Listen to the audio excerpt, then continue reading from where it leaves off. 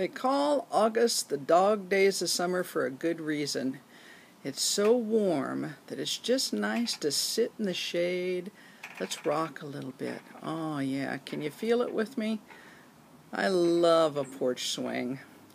Anyway, there isn't a whole lot to show you this time of year, but we're going to walk around the area and I'll show you a few of the flowers that are blooming in this really warm August day in 2017.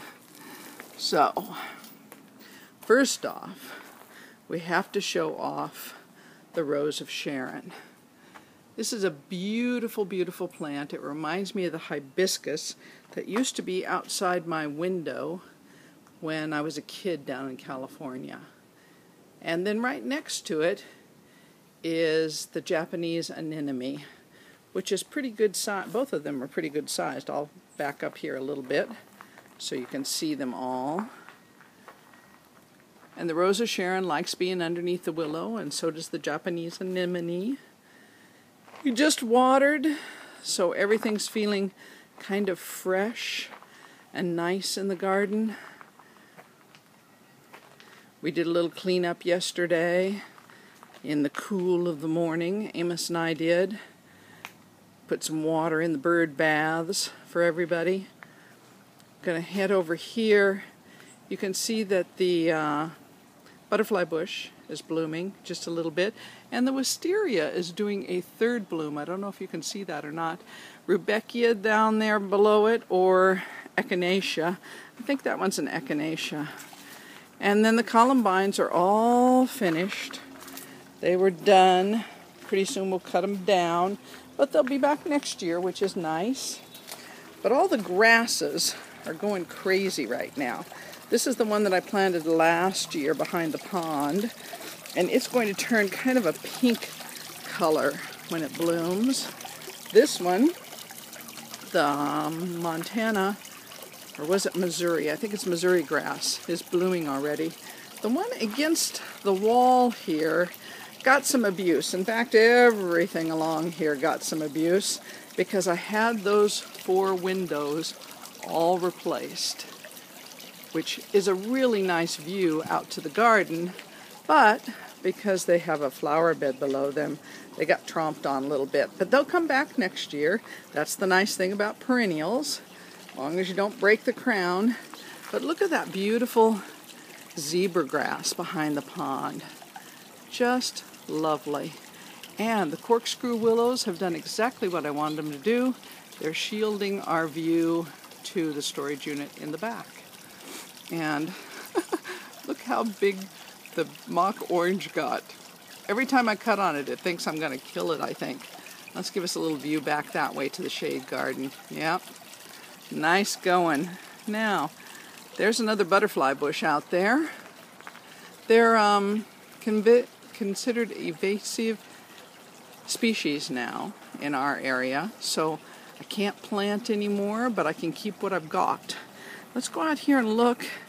The blueberries are finished, and the currants are finished, but let's walk out here to the grapes and see how they're doing, because I know we covered them up in hopes that we would get some. Oh, they're just changing. Look at that. Can you see that? Isn't that lovely? They are such delicious little table grapes.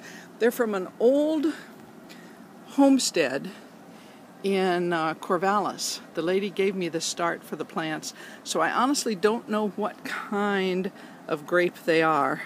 There's a bunch down in there, if you can see it, that's really turning color. Okay, now back this way, there's the currant bush, and I got a whole, probably quart of currants off of it this year. I left some to dry on the plant, and I'm going to try taking them off once they're dry and actually cooking with them, or maybe mixing them in cereal as something really chewy like a dried cranberry. Yeah, I don't know how that's going to work, but we'll find out. We'll find out. Experimentation is part of the garden. And here's some glads that are blooming. We had some even prettier earlier on, but these are still nice.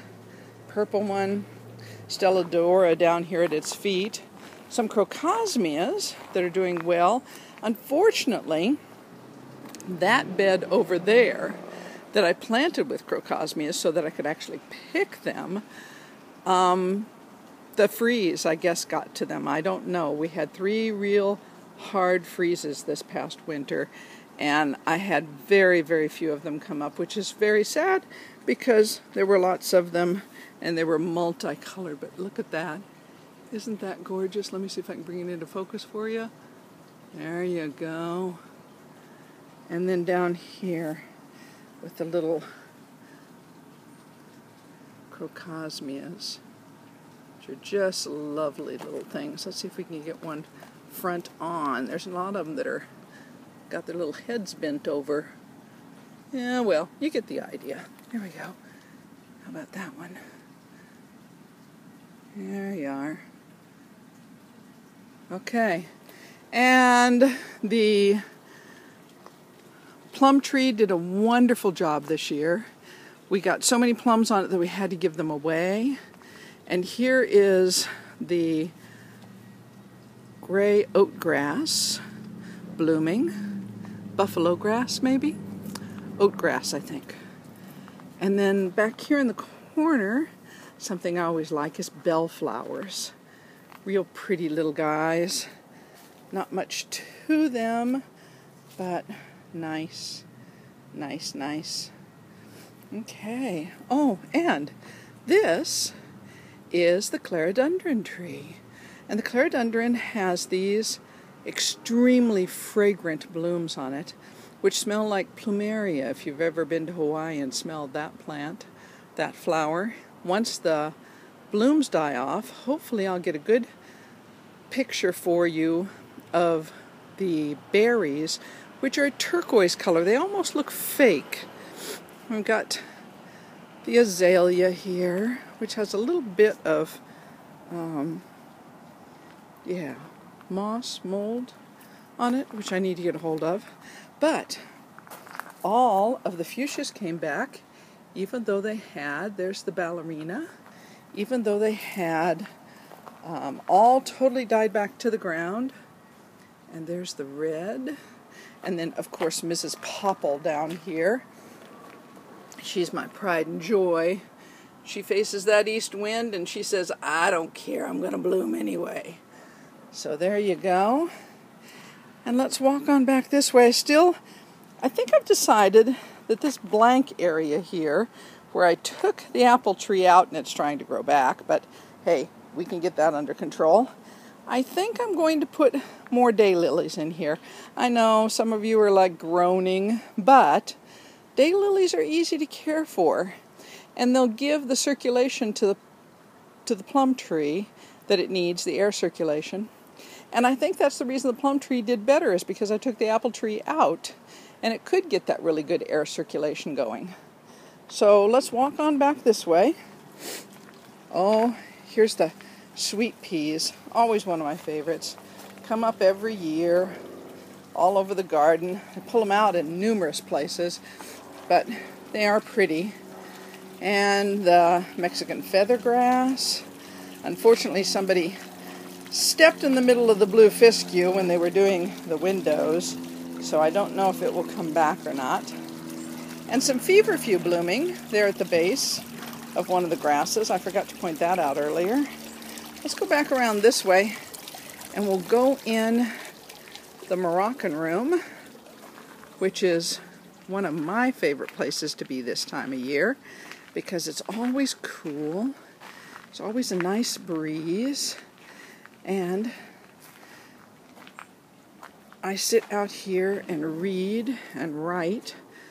This is my little sliding door that we made out of screens and the railing for a shower, which I thought turned out really nice. I wanted it to be like a Japanese screen. Maybe I've pointed that out before to you, but it slides in the middle, which is kind of cool. And there's the swing where we started. And now we're back here, and we're in the Moroccan room, and I redecorated a little bit let's show you this because I haven't shown it to you.